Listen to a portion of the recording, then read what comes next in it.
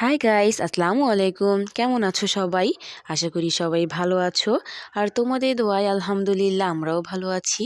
তো আরও একটি ব্লগ ভিডিও নিয়ে তোমাদের সামনে হাজির হয়ে গেলাম। তো আজকে সকালে না জানালাটা খোলার পরে আমার বাইরে একরকম চোখটা আটকে গেল, কারণ এত সুন্দর পরিবেশ যা বলার মতো না। তো দেখতে দেখতে একটু ফ্রেশ হয়ে চলে আসলাম রান্নাঘরে। তো রান্নাঘরে এসে আজকে পরোটা বানাচ্ছি বেশ অনেকটা দিন পরে। আর এখানে পরোটাটা আমার একটু লালচে লালচে হচ্ছে, কারণ আমি গতকালকে একটু পকোড়া করছিলাম। তো সেখান থেকে তেল ছিল, সেটা দিয়ে এই পরোটাটা ভেজে নিলাম। সকালের খাওয়া দাওয়া পরে চলে আসলাম রান্না বান্নার জোগাড় করতে। কি রান্না বান্না করব, এটাই হচ্ছে আমাদের মেয়েদের একটা সংসারের গুরুত্বপূর্ণ পার্ট।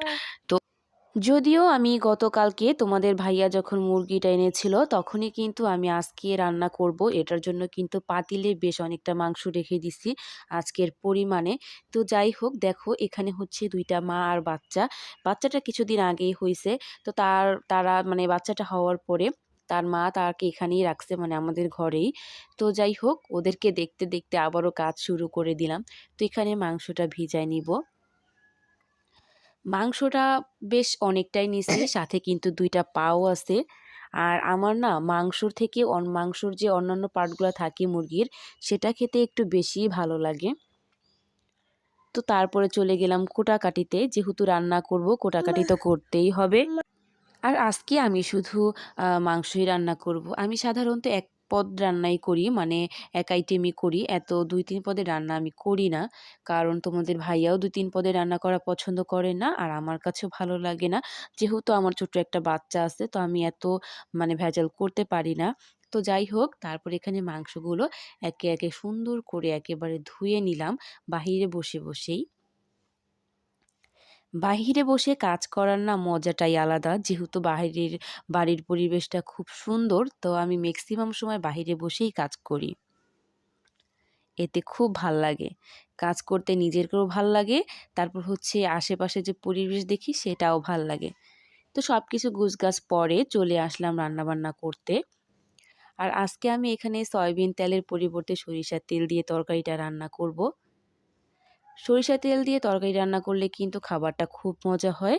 তবে সরিষার তেলটা খাওয়ার মতো এখন অ্যাভেলিটি নাই, যেহেতু সরিষার তেলের দামটা একটু বেশি। তো আমার সয়াবিন তেল ছিল না, শেষ হয়ে গেছে রান্না করতে গিয়ে দেখি। তো এটার জন্য কিন্তু আমি মানে সয়াবিন তেল সরিষার তেলটা দিয়েই রান্না করতেছি। পেঁয়াজটা দিয়ে একটু ভাজা ভাজা করার পরে আমি এখানে মাংসগুলো দিয়ে দিলাম সাথে, এবং দিয়ে দিব সাথে একটু লবণ। আমি কিন্তু রান্নাটা এভাবেই করি, অন্যভাবেও মুরগির মাংস রান্না করি, তবে আজকে এভাবেই রান্না করতেছি। একটু ভাজা ভাজা হয়ে গেলে এখন সাথে দিয়ে দিলাম সেই আলুগুলো। এই মুরগির মাংসের আলুটা না খুব পছন্দ আমাদের। আর আমরা আলু দিয়েই এই তরকারিটা কিন্তু খুব পছন্দ করি। আমাদের সবার মানে আমাদের ঘরের সবার মানে পছন্দটাই না একই রকম প্রায়। তারপরে এখানে দিয়ে দিলাম একে একে মশলা। মাংস রান্না করতে যে মশলাগুলো প্রয়োজন সবই হচ্ছে এখানে আমি দিয়ে দিব। রান্না করার ক্ষেত্রে আমি কিন্তু মানে খুব সাধারণভাবেই রান্না করি। এখানে কোনো স্পেশাল মশলা ব্যবহার করি না। আর যতটুকু মশলা ব্যবহার করি সেটা আমাদের সবার ঘরেই থাকে। যেমন হলুদের গুঁড়া, মরিচের গুঁড়া, ধনিয়া গুঁড়া, আদা, রসুন।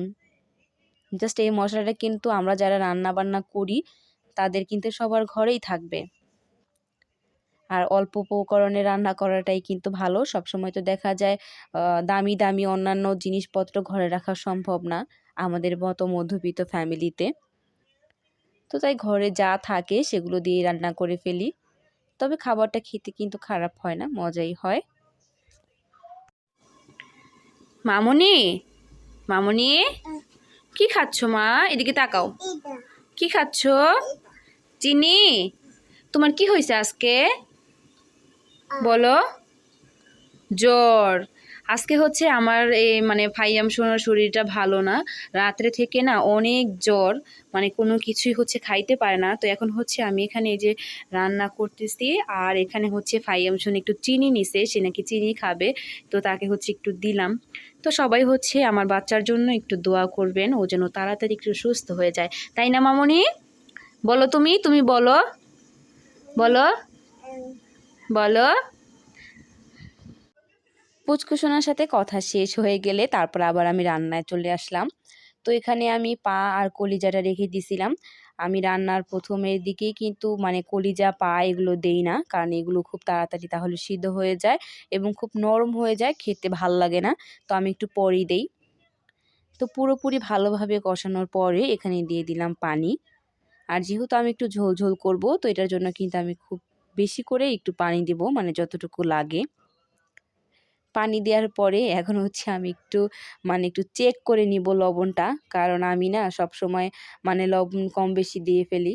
তো আসলেই দেখলাম যে লবণটা আমি কম দিছি, তো চেক করে আরেকটু লবণ দিয়ে দিলাম।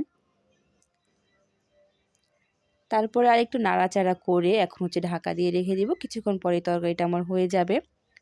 তো তারপর এখানে আমি পুচকুচোনার জন্য মাংস রেখে দিয়েছিলাম আলাদা করে, ওকে এখন আমি কুচি কুচি করে কেটে তারপর সেখানে একটু আদা রসুন, একটু লবণ এবং একটু হলুদের গুঁড়া দিয়ে খুব ভালোভাবে মাখায় রাখবো।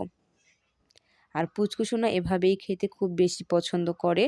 ও মানে মরিচের গুঁড়া মানে একটু ঝাল ঝাল হলে ও খেতে পারে না। আসলে ও ছোট থেকেই খুব ঝালটা কম খায়, এখন ওর প্রায় 3 বছর, এখনও কমপ্লিট হয় নাই। তো তারপরেও হচ্ছে ও ঝালটা খেতে পারে না।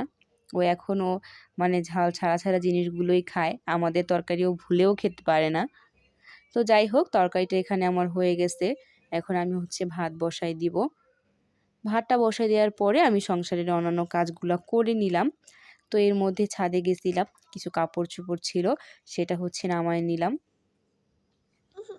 হাই বন্ধুরা, এখন হচ্ছে বাজে সন্ধ্যা 6টার মতো। ফাইয়াম সোনার হচ্ছে শরীরটা বেশি ভালো না।